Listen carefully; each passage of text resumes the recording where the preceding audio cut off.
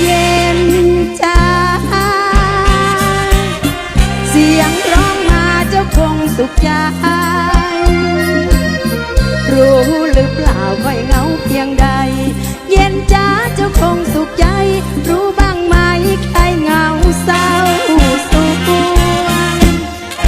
เย็นหลงรัง